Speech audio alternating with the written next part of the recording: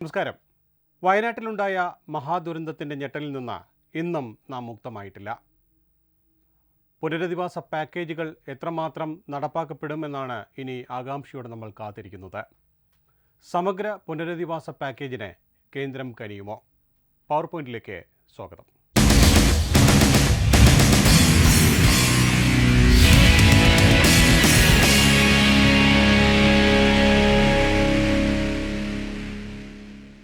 Power പോയിന്റിൽ ഇന്ന് ഈ വിഷയവുമായി ബന്ധപ്പെട്ട് നമ്മോടൊപ്പം അതിഥികളായി ചേരുന്നു അഡ്വക്കേറ്റ് അഭിജിത്ത്, കോൺഗ്രസ് നേതാവ്, അഡ്വക്കേറ്റ് വിഷ്ണു, BJP നേതാവ്, രാഷ്ട്രീയ നിരീക്ഷകൻ ശ്രീ LR വിനയേന്ദ്രൻ. 3 പേർക്കും സ്വാഗതം.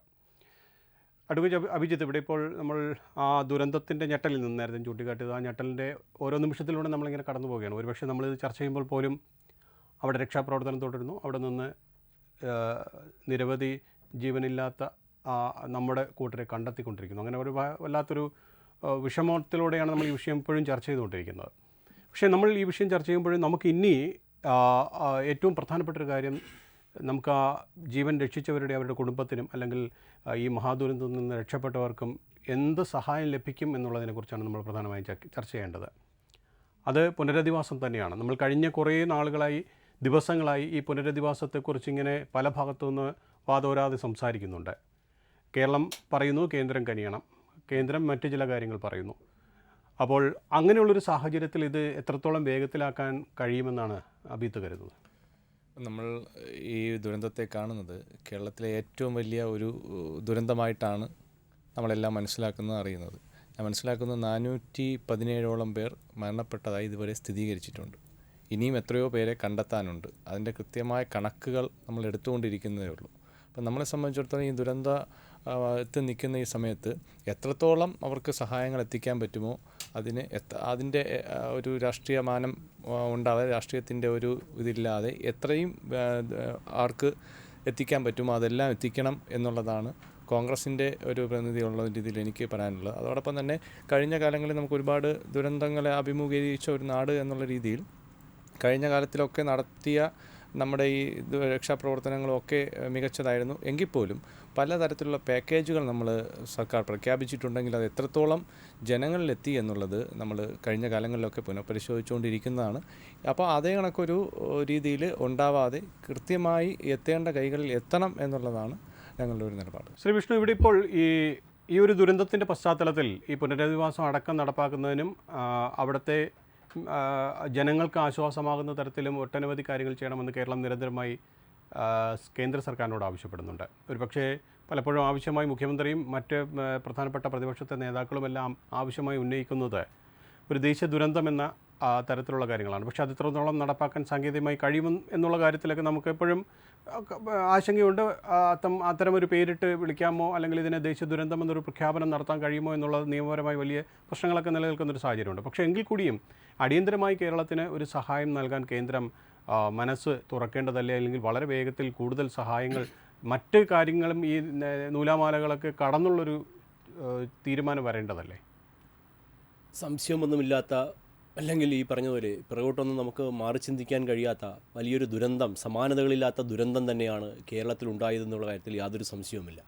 കേരളത്തിൽ ദുരന്തമുണ്ടായി, ഇത്തരത്തിലുള്ളൊരു ദുരന്തം ഉണ്ടായെന്ന് ഒരു അറിയിപ്പ് കിട്ടിയപ്പോൾ തന്നെ കേന്ദ്രത്തോട് ആവശ്യപ്പെട്ടതിനനുസരിച്ചതിൽ കൂടുതൽ എല്ലാ സൈനികപരവും അല്ലാത്തതുമായ മുഴുവൻ സഹായങ്ങളും കേരളത്തിലെ ദുരന്ത ഭൂമിയിലേക്ക് പ്രാഥമികമായി ചെയ്യേണ്ടതെല്ലാം തന്നെ അതീവ വ്യക്തവും കൃത്യവുമായി കേന്ദ്ര സർക്കാർ നടപ്പിലാക്കി. ബഹുമാന്യയായ കേന്ദ്രമന്ത്രി ശ്രീ ജോർജ് കുര്യനെ തന്നെ പ്രധാനമന്ത്രിയുടെ പ്രതിനിധിയായിട്ട് പിറ്റേ ദിവസം തന്നെ വയനാട്ടിലേക്ക് എത്തി. അതിനുശേഷമാണ് അവിടുത്തെ മുൻ MPയും കേരള മുഖ്യമന്ത്രി അടക്കം ആ സ്ഥലത്തേക്ക് എത്തിയത് എന്നുള്ളതൊരു വസ്തുതാപരമായ യാഥാർത്ഥ്യം തന്നെയാണ്. അങ്ങനെ കേരളത്തിലെ ജനങ്ങൾക്കൊപ്പമാണ്, ദുരന്തത്തിന് ഇരയായവർക്കൊപ്പമാണ് കേന്ദ്ര സർക്കാർ എന്നുള്ള കാര്യത്തിൽ യാതൊരുവിധ സംശയവുമില്ല. ദേശീയ ദുരന്തം എന്നതിനെപ്പറ്റി ചോദിക്കുമ്പോൾ 2013 UPA സർക്കാരിൻ്റെ ഭരണകാലഘട്ടത്തിൽ ഉത്തരാഖണ്ഡിലുണ്ടായ പ്രകൃതി ദുരന്തത്തെ തുടർന്ന് അവിടുത്തെ മുഖ്യമന്ത്രി ആവശ്യപ്പെട്ടപ്പോൾ കേന്ദ്ര ആഭ്യന്തര സഹമന്ത്രിയായിരുന്ന ശ്രീ മുല്ലപ്പള്ളി രാമചന്ദ്രൻ തന്നെ അത് വളരെ വ്യക്തമായി പറഞ്ഞിട്ടുണ്ട്. അങ്ങനെ ഒരു പാക്കേജോ നിയമപരമായ സംവിധാനമോ ഒന്നും ഇല്ല. അതൊരു വാക്ക് തുടർച്ചയായി ഉപയോഗിക്കുന്നത് മാത്രമാണ്. വളരെ വ്യക്തമായി അദ്ദേഹം പറഞ്ഞു, അതുമായി ബന്ധപ്പെട്ട് അങ്ങനെ പ്രഖ്യാപിക്കാനുള്ള നിയമപരമായ യാതൊരു സംവിധാനവും നമ്മുടെ രാജ്യത്തില്ലാത്തതുകൊണ്ട് ഒരു അപകടത്തെ ദേശീയ ദുരന്തമായി പ്രഖ്യാപിക്കാൻ കഴിയില്ല. അത് എത്രത്തോളം ഗൗരവമുള്ളതാണ്, അത് ഏറ്റിരിക്കുന്ന സ്ഥലത്തെ സാമ്പത്തിക സാമൂഹ്യ സാഹചര്യങ്ങൾക്കനുസരിച്ച് എത്രത്തോളം അത് ഗൗരവത്തിലെടുത്ത് എന്തെല്ലാം സഹായങ്ങൾ കേന്ദ്ര സർക്കാരിന് ചെയ്യാൻ പറ്റുമോ അത് സംസ്ഥാനങ്ങളുമായി ചെയ്യുക എന്നുള്ളതാണ് കേന്ദ്ര സർക്കാരിൻ്റെ കർത്തവ്യം എന്ന് പറയുന്നത്.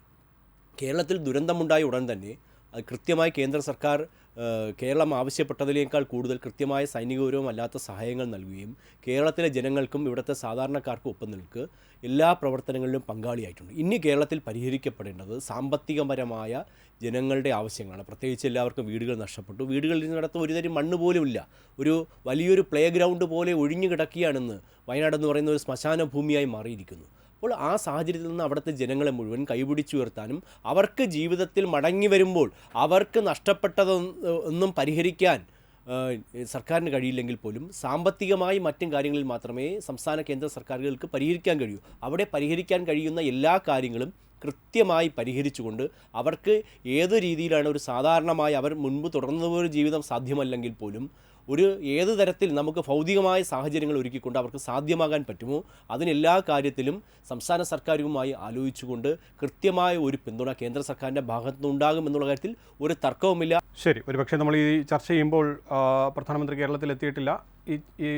ഈ പവർ പോയിൻ്റ് സംപ്രേഷണം ചെയ്യുമ്പോൾ പ്രധാനമന്ത്രി വന്ന് പോയിട്ടുണ്ടാകും. അപ്പോൾ അതിനുവേണ്ടി അദ്ദേഹത്തിൻ്റെ വരവിന് വേണ്ടി കാത്തിരിക്കുകയാണ് എന്നുള്ളതാണ് പ്രധാനപ്പെട്ട കാര്യം. ശ്രീ LR വിനയേന്ദ്രൻ, ഇവിടെ ഇപ്പോൾ ഒരു ദേശീയ ദുരന്തമായി പ്രഖ്യാപിക്കണമെന്നുള്ള ആവശ്യം നിരന്തരം ഉന്നയിക്കപ്പെടുന്നുണ്ട്.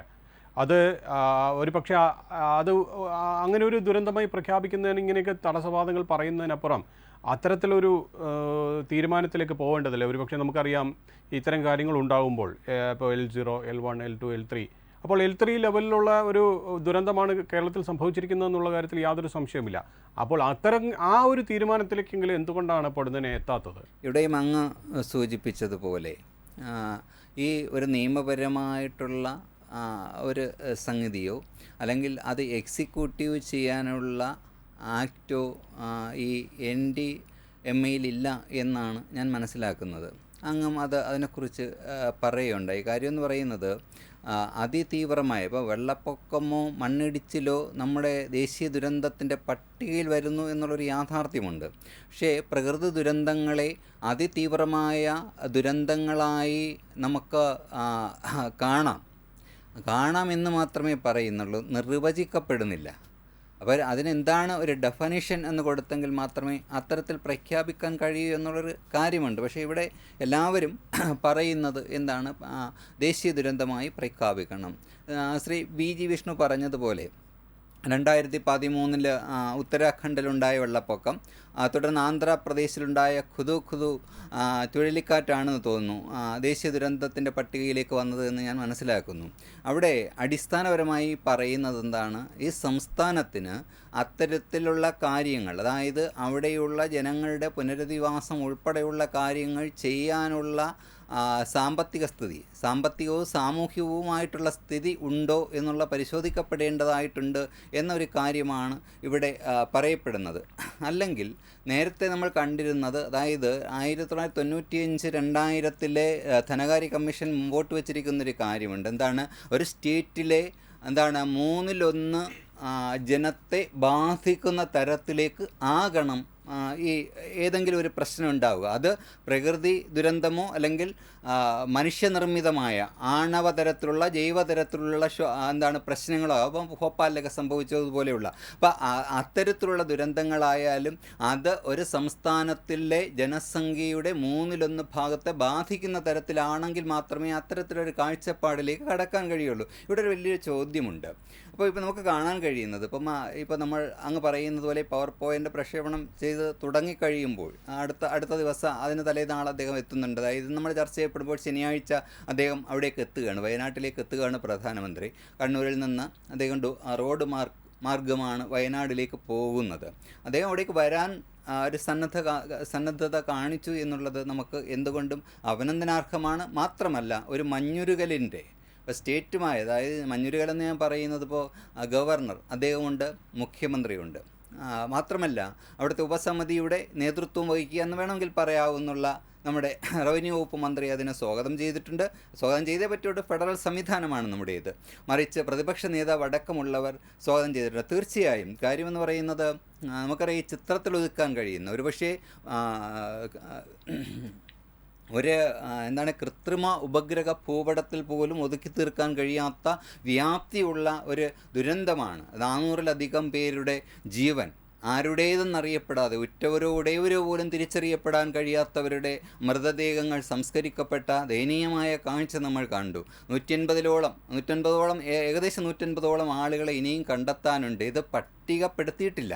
ഇനി ആളുകൾ അന്വേഷിച്ച് വരുന്നുണ്ടോ എന്നതുകൂടി നോക്കിയിരിക്കുകയാണ്. കാര്യം കൃത്യമായ ഒരു കണക്ക്, എസ്റ്റേറ്റിൽ ജോലി ചെയ്യുന്ന മറ്റ് സംസ്ഥാനങ്ങളുടെ ആളുകളുടെ പട്ടിക കൈവശമുണ്ടായിരുന്ന ആളും ഈ ദുരന്തത്തിൽ ഒഴുകിപ്പോയി എന്നുള്ള ഒരു യാഥാർത്ഥ്യം അവിടെ നിൽക്കുമ്പോൾ അവിടെ എത്ര പേര് മറ്റ് സംസ്ഥാനങ്ങളിൽ നിന്ന് പാർത്തിരുന്നു എന്നുപോലും കൃത്യമായ ഒരു കണക്കെടുക്കാൻ കഴിയാത്ത സ്ഥിതിയിലേക്കാണ് കാര്യങ്ങൾ പോകുന്നത് എന്നുള്ളതാണ്. ശ്രീ അഭിജിത്ത്, ഇവിടെ ഇപ്പോൾ ഈ ദുരന്തത്തിൽ പെട്ടവർക്കും അതുപോലെ തന്നെ ആ ദുരിതം അനുഭവിച്ചുകൊണ്ടിരിക്കുന്നവരെല്ലാം പലതരത്തിലുള്ള സഹായഹസ്തങ്ങൾ പല കോണുകളിൽ നിന്ന് വന്നുകൊണ്ടിരിക്കുകയാണ്. പക്ഷേ ചിലപ്പോഴൊക്കെ ഇത്തരം കാര്യങ്ങൾ ചെയ്യുമ്പോൾ അതിനെ വിമർശിക്കുന്ന തരത്തിലുള്ള കാര്യങ്ങളും വരുന്നുണ്ട്. ഒരുപക്ഷെ തൊട്ടടുത്ത കർണാടകയിലും തമിഴ്നാട്ടിൽ നിന്നൊക്കെ വരുന്ന സഹായങ്ങളെ പലതരത്തിൽ വിമർശിക്കപ്പെടുന്നത് കണ്ടു. അല്ല, കഴിഞ്ഞ കാലങ്ങളിൽ നമുക്ക് ഒരുപാട് ദുരന്തങ്ങൾ ഇവിടെ സംഭവിച്ചിട്ടുണ്ട്. കഴിഞ്ഞ ഓഖി ദുരന്തം നമ്മളെടുത്ത് പരിശോധിച്ച് കഴിഞ്ഞാൽ അതിന് ഞാൻ മനസ്സിലാക്കുന്ന ഒരു 5000 കോടിയുടെ ഒരു പാക്കേജ് സർക്കാർ പ്രഖ്യാപിച്ചിട്ടുണ്ട്. ആ പാക്കേജ് അനുസരിച്ച് എത്ര പേർക്കാണ് പുനരധിവസിപ്പിച്ച് അവരെ പഴയ സ്ഥിതിയിലോട്ട് സർക്കാർ കൊണ്ടുവന്നിട്ടുണ്ടെന്ന് കണക്ക് എടുക്കാൻ നമുക്ക് സാധിക്കുന്നില്ല. കാരണം അത്തരത്തിലൊരു കണക്കില്ല. അവരിപ്പോഴും സിമൻറ്റ് ഗോഡൗണിലും മറ്റ് സ്ഥലങ്ങളിലും താമസിക്കുകയാണ്. അപ്പോൾ കഴിഞ്ഞ കാലങ്ങളിലുണ്ടായ ദുരന്തങ്ങളുടെയൊക്കെ ആഫ്റ്റർ നമ്മൾ എടുത്ത് പരിശോധിക്കുമ്പോൾ ഈ പാക്കേജുകൾ എല്ലാം പേപ്പറിൽ മാത്രം ഒതുങ്ങുന്ന പാക്കേജുകളായി നിൽക്കുന്ന ഒരു ദുരവസ്ഥ കേരളത്തിലുണ്ട് എന്നുള്ളത് ഒരു യാഥാർത്ഥ്യമാണ്. അത് നമ്മൾ മനസ്സിലാക്കിയാണ് നമ്മൾ മുന്നോട്ട് പോകുന്നത്. ഓരോ ദുരന്തങ്ങൾ വരുമ്പോഴും കേരളത്തിൽ രാഷ്ട്രീയം നോക്കാതെ ഒരുമിച്ച് നിന്ന് പ്രവർത്തിക്കുക എന്നുള്ള ഒരു രീതി തന്നെയാണ് ഞാൻ അടക്കം പ്രദാനം ചെയ്യുന്ന സംഘടനയ്ക്കുള്ളത്. ഞങ്ങളുടെ സംഘടനയാണ് ആദ്യമായിട്ട് 30 വീടുകൾ, യുവജന സംഘടന എന്നുള്ള രീതിയിൽ ഞാൻ അഭിമാന ബോധത്തോടെ പറയുന്നു, 30 വീടുകൾ ഈ ദുരന്തത്തിൽ മരിച്ചവർക്ക് വേണ്ടി നിർമ്മിച്ചു നൽകാൻ തീരുമാനിച്ച ഒരു യുവജന പ്രസ്ഥാനമാണ് ഇന്ത്യൻ യൂത്ത് കോൺഗ്രസ്. 30 വീടുകൾ ഞങ്ങൾ വെച്ച് നൽകാൻ തീരുമാനിച്ചിരിക്കുന്നു. അത് മുഖ്യമന്ത്രിക്ക് അത് ഞങ്ങൾ നേരിട്ട് പറയുകയും ചെയ്തിട്ടുണ്ട്. അതോടൊപ്പം തന്നെ ഈ ദുരന്തത്തിൽ മരിച്ചവർക്ക് പുനരധിവസിപ്പിക്കുമ്പോൾ വാടകയ്ക്ക് വീടുകളെടുത്ത് താമസിപ്പിക്കാൻ സർക്കാർ തീരുമാനിക്കുന്നു. അതിൽ 50 വീടുകളിലുള്ള സാധന സാമഗ്രികൾ മൊത്തവും മേടിച്ച് നൽകാമെന്ന് യൂത്ത് കോൺഗ്രസ് പ്രഖ്യാപിച്ചിട്ടുണ്ട്. അതോടൊപ്പം തന്നെ ദുരന്തബാധിതരായിട്ടുള്ള കുട്ടികൾക്ക് അവരുടെ വിദ്യാഭ്യാസം മൊത്തം എടുത്ത് നടത്താൻ യൂത്ത് കോൺഗ്രസ് തീരുമാനിച്ചിരിക്കുന്നു. ഇന്ന് യൂത്ത് കോൺഗ്രസിൻ്റെ സ്ഥാപക ദിനമാണ്. ഇന്ന് ഏറ്റവും സന്തോഷം നൽകുന്ന ഒരു ന്യൂസ് കൂടിയുണ്ട്. നിയാസ് എന്ന് പറയുന്ന ചെറുപ്പക്കാരന് ദുരന്ത ഭൂമിയിൽ അവൻ്റെ ജീപ്പ് നഷ്ടപ്പെട്ടു. യൂത്ത് കോൺഗ്രസ് പുതിയ ജീപ്പ് മേടിച്ച് നൽകും. അപ്പം ദുരന്ത ഭൂമിയിൽ ദുരന്തം നിൽക്കുന്ന സമയത്ത് നമുക്ക് രാഷ്ട്രീയമില്ല, രാഷ്ട്രീയവൽക്കരിച്ചല്ല നമ്മളിതൊന്നും പ്രവർത്തിക്കുന്നത്. ഏക സഹോദരങ്ങൾ കണക്കാണ് DYFI ആയാലും മറ്റു സംഘടനകളായാലും എല്ലാവരും ഒരുമിച്ച് വന്നു. പക്ഷേ അതിൻ്റെ രാഷ്ട്രീയം കലർത്തുന്നത്, അതിന് രാഷ്ട്രീയം പറയേണ്ടി വരുന്നത് കഴിഞ്ഞ കാലങ്ങളിലെ നമ്മുടെ അനുഭവത്തിലൂടെയാണ് നമുക്ക് ആ രാഷ്ട്രീയം പറയേണ്ടി വരുന്നത്. കഴിഞ്ഞ കാലങ്ങളിൽ ഞാൻ മനസ്സിലാക്കുന്ന 2018 ഓഖി ദുരന്തത്തിൽ പ്രഖ്യാപിച്ച പാക്കേജ് അത് നടപ്പിലാക്കിയിട്ടില്ല.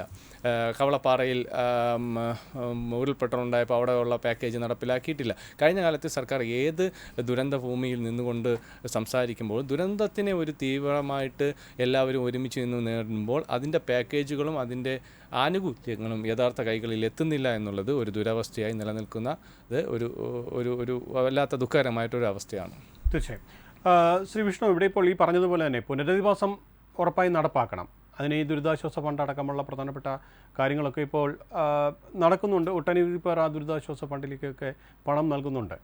ഇതിനിടയിൽ നേരത്തെ ഞാൻ ചൂണ്ടിക്കാട്ടിയ ഒരു കാര്യം, ഇത്തരം സഹായങ്ങൾ നൽകുന്നവരെ വിമർശിക്കുന്ന തരത്തിലും കാര്യങ്ങൾ വന്നു. ഒരുപക്ഷെ നമ്മുടെ തൊട്ടടുത്ത കർണാടകത്തിലെ സർക്കാർ അത്തരമൊരു പ്രഖ്യാപനം നടത്തിയപ്പോൾ അതിനെ വിമർശിക്കുന്ന തരത്തിൽ BJPയുടെ തന്നെ ചില നേതാക്കൾ മുന്നോട്ട് വരുന്നത് കണ്ടു. അപ്പോൾ അതൊക്കെ ഈ സമയത്ത് അനുയോജ്യമാണോ?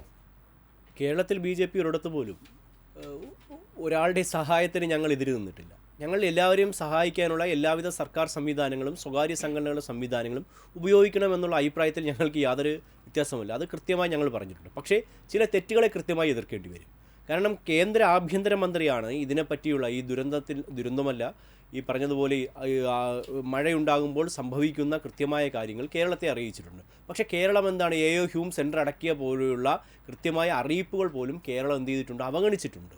അപ്പോൾ കേരളത്തിലെ സർക്കാരുകൾ കൃത്യമായി പ്രവർത്തിച്ചിരുന്നുവെങ്കിൽ അത് ഈ വലിയൊരു ദുരന്തത്തിൽ നിന്ന് വയനാട്ടിലെ ജനങ്ങളുടെ ജീവൻ സംരക്ഷിക്കാൻ നമുക്ക് കഴിയുമായിരുന്നു എന്നുള്ള കാര്യത്തിൽ ഒരു സംശയവുമില്ല. ഇത് കേന്ദ്ര ആഭ്യന്തരമന്ത്രി സഭയിൽ നൽകിയ ചോദ്യങ്ങളുടെ ഉത്തരമായി ആ സാഹചര്യത്തിൽ അദ്ദേഹത്തിന് നൽകേണ്ടി വന്നതാണ്. അപ്പോൾ പലപ്പോഴും ഇത്തരത്തിലുള്ള സാഹചര്യങ്ങൾ, ഇപ്പോൾ നമുക്കറിയാം 2019 പ്രളയമുണ്ടായി, 18 പ്രളയമുണ്ടായതിൻ്റെ ഒരു കാരണം അധികമായി മഴ പെയ്തത് മാത്രമല്ലല്ലോ, കൃത്യമായ അറിയിപ്പ് കൂടാതെ ഡാം തുറന്നു വിട്ടത് കൂടിയാണ്. അപ്പോൾ ഇപ്പോഴും ഡാം തുറന്നാൽ നമുക്കറിയാം, അറിയിപ്പ് കൊടുത്തില്ലെങ്കിൽ ഇത്ര ക്രമങ്ങൾക്ക് അതീതമായി വെള്ളം വന്നാൽ നാട്ടിൽ വലിയ ബുദ്ധിമുട്ടുകളുണ്ടാകും. അപ്പോൾ അതൊന്നും പാലിക്കപ്പെടാത്ത സർക്കാരുകൾ കൃത്യമായ മാനദണ്ഡങ്ങൾ പാലിക്കാതെ, കൃത്യമായ അറിയിപ്പുകൾ കൊടുക്കാതെ ജനങ്ങളെ ദുരിതത്തിലാക്കുമ്പോൾ ഭരിക്കുന്ന സർക്കാരുകൾ ഇതിലെല്ലാം ശ്രദ്ധ പുലർത്താത്തതുകൊണ്ട് കൃത്യമായ വീഴ്ച ഉണ്ടാകാറുണ്ട്. പക്ഷേ ആ വീഴ്ചകളെ ഞങ്ങൾ കൃത്യമായി പറയും.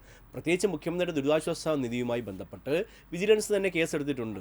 കാരണം എന്ന് വെച്ചാൽ പലപ്പോഴും മുഖ്യമന്ത്രിയുടെ ദുരിതാശ്വാസ നിധി അടക്കം പലപ്പോഴും വകമാറ്റി ചെലവഴിക്കുന്ന സാഹചര്യങ്ങൾ ഉണ്ടായിട്ടുണ്ട്. നേരത്തെ പറഞ്ഞതുപോലെ ഓഖി ബാധിതർക്ക് പോലും കൃത്യമായ പണം ലഭിച്ചിട്ടില്ല, അവരെ പുനരധിവസിപ്പിച്ചിട്ടില്ല. കവലപ്പാറയിൽ ഈ സംഭവമുണ്ട്. അതുകൊണ്ടാണല്ലോ മുഖ്യമന്ത്രിയെ ജനം പങ്കായമെടുത്ത് അടിച്ചോടിക്കുന്ന ഒരു സാഹചര്യം കേരളത്തിലുണ്ടായത്. അതേ സ്ഥലത്ത് കേന്ദ്ര ധനകാര്യമന്ത്രി വന്നപ്പോൾ അവിടെ ആരും പ്രശ്നമുണ്ടാക്കിയില്ല. അപ്പോൾ രാഷ്ട്രീയം എന്ന് പറഞ്ഞ ഒരു വിഭാഗത്തെ മുഴുവൻ മാറ്റി നിർത്തുകയല്ല, കൃത്യമായ രാഷ്ട്രീയ വിവേചനവും കൃത്യമായ ഇടപെടലുകളും ഇല്ലാത്തത് കൊണ്ട് തന്നെയാണ് കേരളത്തിലെ സർക്കാരിനെതിരെ കൃത്യമായ മറുപടി നൽകേണ്ടി വരുന്നു. ഓഖി ദുരന്തം ഉണ്ടായപ്പോൾ നമ്മളറിയണം, ഏതാണ്ട് 10 ദിവസത്തിന് ശേഷമാണ് ഏതാണ്ട് തിരുവനന്തപുരത്ത് അദ്ദേഹം ഇരിക്കുന്ന സെക്രട്ടേറിയറ്റിൽ നിന്ന് 5 കിലോമീറ്റർ വ്യത്യാസമുള്ള ഓഖി ദുരന്തമുണ്ടായ പ്രദേശങ്ങളിലേക്ക് മുഖ്യമന്ത്രിക്കെടുക്കാൻ 10 ദിവസത്തോളം എടുത്തിരിക്കുന്നു. അപ്പോൾ പലപ്പോഴും ദുരന്തങ്ങൾ ഉണ്ടാകുമ്പോൾ പത്രസമ്മേളനങ്ങൾ നടത്തി കയ്യടി വാങ്ങിക്കുകയില്ല, അവരുടെ കണ്ണീരൊപ്പാനും അവരുടെ ദുരിതമകറ്റാനും എന്തെല്ലാം കാര്യങ്ങൾ കൃത്യമായി നടപ്പിലാക്കുകയും അത് ജനങ്ങൾക്ക് ഗുണകരമായ രീതിയിൽ പ്രാവർത്തികമാക്കുകയും ചെയ്തു എന്നുള്ളതാണ് ജനം വിലയിരുത്തുന്നത്. അപ്പോൾ വീഴ്ചകളുണ്ടാകുമ്പോൾ സ്വാഭാവികമായി വിമർശിക്കപ്പെടും.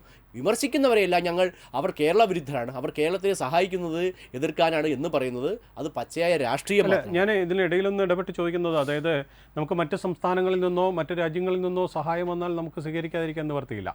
വിദേശ രാജ്യങ്ങളിൽ നിന്ന് വരുന്ന ചില നിയമപരമായ കാര്യങ്ങളുണ്ട്. അത് ഗുജറാത്ത് ഭൂകമ്പത്തിന് ശേഷം കേന്ദ്ര സർക്കാർ കൊണ്ടുവന്ന നിയമത്തിന്റെ അടിസ്ഥാനം കൃത്യമായി നിലനിൽക്കുന്നുണ്ട്. വിദേശ രാജ്യങ്ങളിൽ സ്വീകരിക്കാൻ തീർച്ചയായും. പക്ഷേ അവിടെ നിന്നുള്ള വ്യക്തികൾക്കോ മറ്റു കാര്യങ്ങൾക്കോ സഹായിക്കുന്നതിന് മറ്റ് സംസ്ഥാനങ്ങളിലുള്ളവർക്കോ സഹായിക്കുന്നതിന് യാതൊരു ബുദ്ധിമുട്ടും ഇല്ല എന്നാണ് ഞാൻ മനസ്സിലാക്കുന്നത്. പക്ഷേ കഴിഞ്ഞ ദിവസം തന്നെ BJP ഒരു യുവ നേതാവ് തേജസ്വി സൂരി പറഞ്ഞ കാര്യം താങ്കൾ ശ്രദ്ധയിൽപ്പെട്ടിട്ടുണ്ടാവും.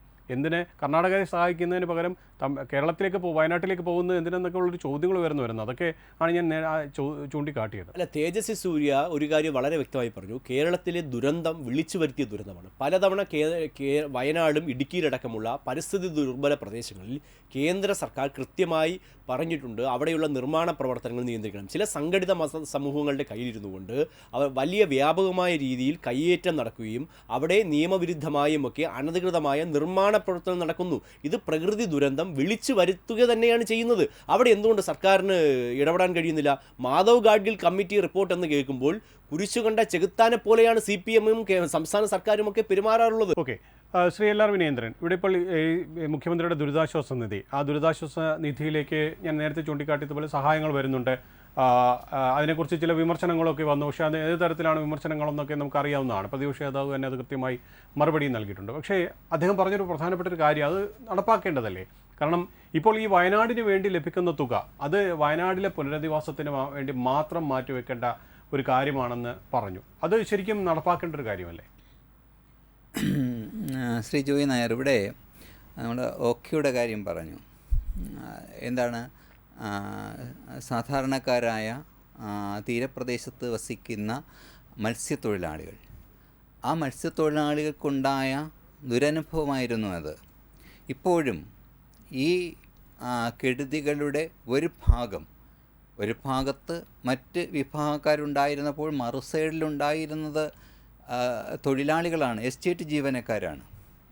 അതായത് നമ്മൾ അടിത്തട്ടുകാർ എന്ന് പറയുന്ന അല്ലെങ്കിൽ സാധാരണക്കാരാണ് ഈ വിപത്തുകൾ അധികവും വിപത്തുകൾക്ക് അടിമപ്പെട്ടുകൊണ്ടിരിക്കുന്നത് എന്നുള്ളൊരു യാഥാർത്ഥ്യം നമുക്ക് മറച്ചു വെക്കാൻ കഴിയില്ല.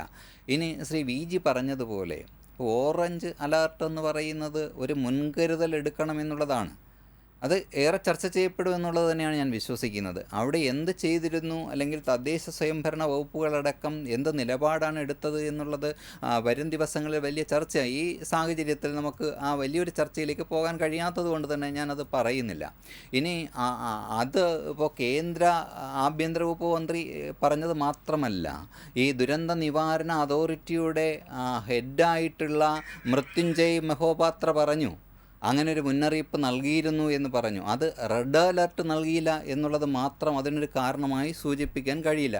ഇനി അങ്ങ് പറഞ്ഞ ഒരു കാര്യമുണ്ട്. കാര്യം എന്താണെന്ന് അറിയൂ, ഇപ്പോൾ മുഖ്യമന്ത്രിയുടെ ദുരിതാശ്വാസ നിധി എന്ന് പറയുന്നത് അതിപ്പോൾ നിലവിൽ ഒരു LDF മുന്നണിയുടെ ഒരാളാണ് ഇരിക്കുന്നതെങ്കിൽ അടുത്ത UDF വരുമ്പോൾ ആ മുഖ്യമന്ത്രിയുടെ ദുരിതാശ്വാസ നിധി അപ്രകാരം തന്നെയാണ് ഇരിക്കേണ്ടത്.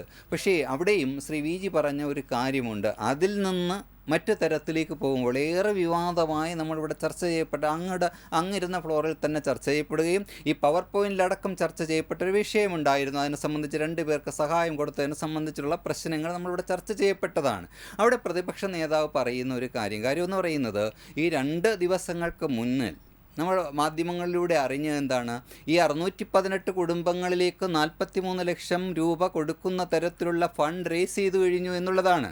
അപ്പോൾ എത്രമാത്രമാണ് ആളുകൾ വയനാടിനോട് ചേർന്ന് നിൽക്കുക എന്ന് നമുക്കതിൽ നിന്ന് മനസ്സിലാക്കാൻ കഴിയും. അങ്ങനെ അവിടെയുള്ളവരുടെ ഈ ദുരന്തം അല്ലെങ്കിൽ അവരുടെ മാനസിക നിലയിൽ നിന്നുകൊണ്ട് ശ്രീ ജോയ് നായർ ഒരുപാട് കാര്യങ്ങൾ ഈ നിസ്സാരവൽക്കരിച്ചുകൊണ്ട്, ഇപ്പോൾ ഗാഡ്ഗിലിൻ്റെ കാര്യം വരുന്നുണ്ടല്ലോ എന്ന് പറഞ്ഞപ്പോൾ പറഞ്ഞ എന്താണ്, അത് എല്ലാം ഇപ്പോഴും ഇങ്ങനെ വന്നുകൊണ്ടിരിക്കുന്ന ഒരു കാര്യമാണ് എന്ന് പറഞ്ഞു പോകുന്നു. അവിടെയാണ് പ്രശ്നം. അവിടെയാണ് അടുത്ത് എവിടെയാണ് ഇപ്പം നമ്മൾ കാണുന്നത്. ഇന്ന് നമ്മൾ കണ്ട വാർത്ത, ശ്രീ ജോയ് നായർ നിങ്ങൾ ജയ്ഹിന്ദിൽ സ്ക്രോൾ ചെയ്ത് പോകുന്നുണ്ടായിരിക്കും. അതായത് ഇടയ്ക്കൽ അടക്കമുള്ള അല്ലെങ്കിൽ മുണ്ടകയുടെ സമീപ പ്രദേശങ്ങൾ അടക്കമുള്ള പ്രദേശങ്ങൾ കുലുങ്ങുകയാണ്, സൗണ്ട് ഉണ്ടായിക്കൊണ്ടിരിക്കുകയാണ്. ഭൂകമ്പമൊന്നും ഉണ്ടാകാൻ പോകുന്നില്ല എന്ന മുന്നറിയിപ്പ് അവർ നൽകുന്നുണ്ടായിരിക്കാം, അല്ലെങ്കിൽ ഭൗമശാസ്ത്രജ്ഞർ നൽകുന്നുണ്ടായിരിക്കാം. പക്ഷേ ഒരു ഭൂമിയുടെ അന്തർഭാഗത്ത് ഒരു മുഴക്കമുണ്ടാകുന്നു, സ്കൂൾ വരെ അവധി കൊടുത്തു വിടേണ്ട അവസ്ഥയിലേക്ക് ഇടയ്ക്കൽ ഭാഗം അല്ലെങ്കിൽ മുണ്ടകയുമായി ചേർന്ന് നിൽക്കുന്ന ഭാഗങ്ങളിൽ ഉണ്ടാകുന്നു എന്നുള്ളത് വീണ്ടും നമ്മൾ എടുത്തു പറയേണ്ടതാണ്. ഇനിയും നമ്മൾക്ക് മറ്റൊന്നിനെ തരണം ചെയ്യാനുള്ള കപ്പാസിറ്റി, അതാണ് ഞാൻ പറഞ്ഞത്, സാമൂഹ്യ മാധ്യമങ്ങളിലൂടെയാണെങ്കിലും ചില പ്രദേശത്തെ ചില കാര്യങ്ങൾ പറഞ്ഞു വെക്കുന്നത് ഗൗരവത്തോടെ കാണണം. അതൊന്ന് ബ്രിട്ടീഷുകാരുടെ കാലത്തല്ലേ, അല്ലെങ്കിൽ ഞങ്ങളൊക്കെ ഇപ്പോഴും ജീവിച്ചിരിപ്പുണ്ട്, അതിനൊന്നും ഒന്നും സംഭവിക്കില്ല. പക്ഷേ കേരളത്തിലെ മണ്ണ് എന്ന് പറയുന്നത് നിരങ്ങി നീങ്ങാനുള്ള സാധ്യതയുള്ള മണ്ണാണ് ഈ സാനുക്കളിലുള്ളത്, സഖ്യപർവ്വത സാനുക്കളിലുള്ളത് എന്ന് നമ്മൾ കാണാതിരിക്കാൻ നിവർത്തിയില്ല. ആ നിരങ്ങി നീങ്ങൽ അപകടത്തിലേക്ക് എത്തുമോ എന്നാണ്. നിർമ്മാണ പ്രവർത്തനത്തിൽ ചിലപ്പോൾ സംഭവിച്ചില്ല എന്ന് വരാം, പക്ഷേ മണ്ണ് നിരങ്ങി നീങ്ങുന്നുണ്ടോ എന്നതാണ് നമ്മൾ കാണേണ്ടിയിരിക്കുന്നത്. ദുരിതാശ്വാസ നിധിയിലേക്ക് സർക്കാർ കഴിയുന്ന സഹായം ചോദിക്കുന്നത്, അത്ര സഹായങ്ങൾ ഇപ്പോൾ കിട്ടിക്കൊണ്ടിരിക്കുന്നുണ്ട്, അതിനാരും എതിർക്കുന്നുമില്ല. പക്ഷേ ഈ ചിലർക്കൊക്കെ ഒരു സംശയമുള്ളതുപോലെ തോന്നി, ഇത് വേണ്ട രീതിയിൽ ചെലവഴിക്കുമോ എന്നുള്ളൊരു ആശങ്ക ഉണ്ടെന്ന്. തീർച്ചയായും അത് ആശങ്ക ദൂരീകരിക്കേണ്ട ഒരു ചുമതല തീർച്ചയായും സർക്കാരിനില്ലേ? കാരണം ഇപ്പോൾ ഇവർക്ക് എന്തുകൊണ്ട് സർക്കാരിന് പറഞ്ഞുകൂടാ ഇതിലേക്ക് വരുന്ന ഈ പണം ഈ വയനാടിന് വേണ്ടി മാത്രം ഞങ്ങൾ മാറ്റിവെക്കും എന്ന് പറയാൻ കഴിയാത്തത് എന്തുകൊണ്ടാണ്? അത് കഴിഞ്ഞ കാലങ്ങളിൽ നമ്മൾ ഓരോ വിഷയങ്ങൾ പരിശോധിക്കുമ്പോൾ സർക്കാരിന് വരുന്ന ഫണ്ടുകൾ, മുഖ്യമന്ത്രിയുടെ ദുരിതാശ്വാസ നിധിയിലോട്ട് വരുന്ന ഫണ്ടുകളുടെ കണക്കുകളിൽ വ്യക്തതയില്ല എന്നുള്ളൊരു യാഥാർത്ഥ്യമാണ്. സംശയം ഉണ്ടെങ്കിൽ റൈറ്റ് ടു ഇൻഫർമേഷൻ വഴി നമ്മൾ ആ ഫണ്ട് എത്ര വിനിയോഗിച്ചു, എത്ര മിച്ചമുണ്ട്, ആർക്ക് കൊടുത്തു എന്ന് ചോദിച്ചു കഴിഞ്ഞാൽ അതിനെക്കുറിച്ച് കൃത്യമായ ഒരു കണക്ക് സർക്കാർ തരില്ല, ഒരിക്കലും തന്നിട്ടില്ല, ഇനി തരയുമില്ല. അപ്പോൾ അതുകൊണ്ട് കഴിഞ്ഞ കാലങ്ങളിൽ സർക്കാരിൻ്റെ കീഴ്വഴക്കം എന്താണ് എന്നുള്ള ഉത്തമ ബോധ്യം കേരളത്തിലെ പൊതുസമൂഹത്തിനുണ്ട് എന്നുള്ളതാണ് ഈ ചോദ്യത്തിൻ്റെ അർത്ഥം. അപ്പം ഞാൻ മനസ്സിലാക്കുന്നത് നമ്മൾ ഈ ദുരന്തം ഉണ്ടായി, എല്ലാവരും കൈകോർത്ത് രാഷ്ട്രീയ ഭേദമന്യേ എല്ലാവരും ആ പ്രദേശത്ത് സന്നദ്ധ സേവന പ്രവർത്തനങ്ങളുമായി മുന്നോട്ട് പോയപ്പോൾ ആദ്യമായി അതിനകത്ത് രാഷ്ട്രീയം കലർത്തിയതാരാണ്? ആദ്യമായി അതിനകത്ത് രാഷ്ട്രീയം കലർത്തി സംസാരിക്കുകയും അതിനെ മുന്നോട്ട് രാഷ്ട്രീയവൽക്കരിക്കുകയും ചെയ്തത് ബഹുമാനപ്പെട്ട മന്ത്രിയല്ലേ, മുഹമ്മദ് റിയാസ് അല്ലേ? അദ്ദേഹം എന്ത് ചെയ്തു? വൈറ്റ് ഗാർഡ് അവിടെ നടത്തിയിരുന്ന മെസ്സ് പൂട്ടിച്ചു. ആ മെസ്സ് വഴിയായിരുന്നു അവിടുത്തെ സന്നദ്ധ സേവന പ്രവർത്തകരെല്ലാം ഭക്ഷണം കഴിച്ചിരുന്നത്, പോലീസ് അടക്കമുള്ളവർ ഭക്ഷണം കഴിച്ചിരുന്നത്. അതെല്ലാം പൂട്ടിച്ചിട്ട് സർക്കാർ അടിയന്തരമായി വേറൊരു ഭക്ഷണശാല തുറക്കുമെന്ന് പറഞ്ഞിട്ട് അതിന് ഇതുവരെ ഒരു നടപടി സ്വീകരിച്ചിട്ടില്ലല്ലോ. അപ്പോൾ ഇവിടെയാണ് രാഷ്ട്രീയം കാണുന്നത്. രാഷ്ട്രീയ കണ്ണോടെ ഈ ഒരു ദുരന്തത്തെ കാണുന്നത്. ഒരു ദുരന്തമുണ്ടാകുമ്പോൾ മാക്സിമം കാശ് കളക്ട് ചെയ്യുക. ആ കളക്ട് ചെയ്ത കാശിന് കണക്കില്ല, കൊടുക്കുന്നവരുടെ കാര്യത്തിൽ കണക്കില്ല, ഒന്നിനും കണക്കില്ല. അപ്പോൾ എന്ത് സംഭവിക്കും? ജനങ്ങൾക്ക് ഇതിനോട് ഒരു സുതാര്യമായിട്ടുള്ള രീതിയിലല്ല കണക്കുകളും കാര്യങ്ങളും പോകുന്നതെങ്കിൽ ഈ രീതിയിൽ കേരള പൊതുസമൂഹം പ്രതികരിക്കും എന്നുള്ളതിൽ അവരെ തെറ്റ് പറഞ്ഞിട്ട് ഒരു കാര്യമില്ല. ഓക്കെ, ശ്രീ വിഷ്ണു, ഇവിടെ ഇപ്പോൾ ഈ ക്യാമ്പുകളിൽ കഴിയുന്ന ഒട്ടനവധി പേരുണ്ട്. അപ്പോൾ അവരുടെ മനസ്സിലുള്ള ഒരു വികാരം എന്ന് പറഞ്ഞാൽ എത്രയും പെട്ടെന്ന് ഞങ്ങൾക്ക് സന്തോഷം കിട്ടുന്ന, അല്ലെങ്കിൽ ഇതൊക്കെ ഒന്ന് മറക്കുന്ന ഒരു തരത്തിലേക്കൊന്ന് മാറണം എന്നുള്ളതാണ്. അവിടെ ഇപ്പോൾ നേരത്തെ ചൂണ്ടിക്കാട്ടിയതുപോലെ നിരവധി സംഘടനകളും രാഷ്ട്രീയ കക്ഷികളും അടക്കമുള്ള പലരും ഇത്തരം സഹായങ്ങൾ ചെയ്യാൻ മുന്നോട്ട് വന്നിട്ടുണ്ട്. ഇന്നും പറയുന്നൊരു കാര്യം, അതിനു വേണ്ടിയുള്ളൊരു സൗകര്യം അല്ലെങ്കിൽ എവിടെയാണ് നിങ്ങൾ ചെയ്യേണ്ടത് എന്നുള്ള കാര്യത്തിൽ ഒരു തീരുമാനം ഉണ്ടാകുന്നില്ല. അതൊരു മെല്ലപ്പോക്കായി മാറുന്നു. അപ്പോൾ അതിലൊക്കെ ആശങ്കപ്പെടുന്ന നിരവധി പേരുണ്ട്. എവിടെയാണ് ഇപ്പോൾ 100 വീട് വെച്ച് കൊടുക്കാമെന്നോ അല്ലെങ്കിൽ 10 വീട് വെച്ച് നൽകാമെന്നോ ഒക്കെ പറഞ്ഞ് നിരവധി പേർ മുന്നോട്ട് വരുന്നുണ്ട്, പല സംഘടനകളും. അവിടെ രാഷ്ട്രീയമൊന്നുമില്ല. പക്ഷേ അതിനൊന്നും വേണ്ട ഒരു തീരുമാനം ഈ സർക്കാരിൻ്റെ ഭാഗത്തുനിന്ന് പൊടുന്നനെ ഉണ്ടായി കാണുന്നില്ല എന്ന് പറയുമ്പോൾ അവിടെ ഒരു ആശങ്കയുണ്ടോ? ആശങ്കയുണ്ട്, സംശയമൊന്നുമില്ല. കാര്യം നമ്മുടെ മുൻകാലങ്ങളിലെ അനുഭവം അതുതന്നെയാണ്. ഓഖി ദുരന്തമുണ്ടായ കാലഘട്ടം മുതൽ കവളപ്പാറയിലെ ദുരന്തം വരെയുള്ള എല്ലായിടത്തും സർക്കാർ വലിയ പ്രഖ്യാപനങ്ങളും ടൗൺഷിപ്പുകളും നിർമ്മിക്കുമെന്ന് പത്രസമ്മേളനങ്ങളിൽ ആവർത്തിച്ച് പറയുന്നതല്ലാതെ ദുരന്തമുഖത്തിൻ്റെ ദുരന്തങ്ങൾ മാറി ജനങ്ങൾ സാധാരണ ജീവിതത്തിലേക്ക് മടങ്ങി വർഷങ്ങൾ കഴിഞ്ഞിട്ടും അവരൊന്നും ആവശ്യപ്പെട്ട ഒരു കാര്യങ്ങളും പൂർത്തീകരിക്കാത്ത ഒരു സാഹചര്യം നമ്മുടെ മുന്നിലുള്ളപ്പോൾ സ്വാഭാവികമായി ആശങ്കയുണ്ട്. കാര്യം വാക്കുപാലിക്കാതെ മാറുകയും ഈ പറയുന്ന ദുരന്തത്തെ അദ്ദേഹത്തിൻ്റെ പൊതുമരാമത്ത് മന്ത്രി തന്നെ പറഞ്ഞു, അവിടെ വയനാട്ടിൽ വരുന്നവരെല്ലാം ഒരു വാക്ക് അദ്ദേഹം ഉപയോഗിച്ചല്ലോ, ടൂറിസം ഡിസാസ്റ്റർ ടൂറിസം കാണാനെന്ന് പറയുന്ന പോലെ ഈ ഡിസാസ്റ്ററിനെ ഒരു ക്യാപിറ്റൽ മൂവ്മെൻറ്റിന് വേണ്ടി സർക്കാർ ഉപയോഗിക്കുന്നു എന്നുള്ള കാര്യത്തിൽ ജനങ്ങളും രാഷ്ട്രീയ പാർട്ടികളും അഭിപ്രായപ്പെട്ടാൽ അതിൽ യാതൊരു തെറ്റുമില്ല. അത് കാര്യം ഇവിടെ അങ്ങനെ നടന്നിട്ടുള്ളത് കൊണ്ട് അനുഭവത്തിൻ്റെ വെളിച്ചത്തിൽ തന്നെയാണ് പറഞ്ഞത്. ഈ ദുരന്തത്തെ ഒരു സാമ്പത്തിക സമാഹരണത്തിനുള്ള ഒരു മറയാക്കി മാത്രമേ സർക്കാർ കാണുന്നുള്ളൂ. വയനാട് ദുരന്തത്തിന് ലഭിച്ച മുഴുവൻ പണങ്ങളും കൃത്യമായി വയനാട് ദുരന്തത്തിൽപ്പെട്ടവരുടെ പുനരധിവാസത്തിന് വേണ്ടി കൃത്യമായി വിനിയോഗിക്കപ്പെടണം. Okay, Shri L R Vinendran, അത് വളരെ പ്രധാനപ്പെട്ട ഒരു കാര്യമല്ലേ? നമ്മൾ ഈ കാര്യങ്ങൾ പറയുമ്പോഴും ഈ കിട്ടുന്ന തുക അല്ലെങ്കിൽ വരുന്ന ഈ മറ്റ് പല മേഖലകളിൽ നിന്ന് ലഭിക്കുന്ന സഹായം, അതെല്ലാം എത്രയും പെട്ടെന്ന് അവിടെ നടപ്പാക്കി ഈ ജനങ്ങളെ പുനരധിവസിപ്പിക്കാനും അവർക്ക് വേണ്ട ആശ്വാസം നൽകാനും ഉള്ള നടപടിയെടുത്തല്ലേ സർക്കാർ ആദ്യം ഒരു മാതൃക കാട്ടേണ്ടത്? സർക്കാർ പ്രഖ്യാപിച്ചിരിക്കുന്നത് ടൗൺഷിപ്പാണ്. അപ്പോൾ ആ ടൗൺഷിപ്പ് വരുമ്പോൾ അങ്ങ് സൂചിപ്പിച്ചതുപോലെ അല്ല എൻ്റെ സ്നേഹിതർ സൂചിപ്പിച്ചതുപോലെ ഒരുപാട് സംഘടനകളും രാഷ്ട്രീയ പാർട്ടികളും യുവസംഘടനകളും സാംസ്കാരിക സംഘടനകളും അടക്കം വീടുകൾ ഉൾപ്പെടെ അല്ലെങ്കിൽ ഭൂമി അടക്കം തിരുവനന്തപുരത്തുനിന്ന് വരെ ഭൂമി കൊടുക്കാമെന്ന് പറഞ്ഞിട്ടുള്ള എത്രയോ പേരുണ്ട്. അപ്പോൾ അതെല്ലാം എങ്ങനെ ക്രോഡീകരിക്കപ്പെടും? അവിടെയും അദ്ദേഹം പറഞ്ഞിട്ടുണ്ട് അതെല്ലാം സർക്കാർ നോക്കിക്കൊള്ളും എന്ന് പറയുന്ന നമ്മുടെ വാർത്താ സമ്മേളനത്തിൽ അതൊരു എടുത്തു പറഞ്ഞ വിമർശനം നടത്തുന്നുണ്ട് സാമൂഹ്യ മാധ്യമങ്ങളിൽ. അദ്ദേഹം അങ്ങനെ എന്താണ് അതുകൊണ്ട് ഉദ്ദേശിക്കുന്നത് എന്നുള്ള ചോദ്യമൊക്കെ വരുന്നുണ്ട്. ഇന്നത്തെ പവർ പോയിന്റ് ഇവിടെ പൂർണ്ണമാകുന്നു. ജയ് ഹിന്ദ്.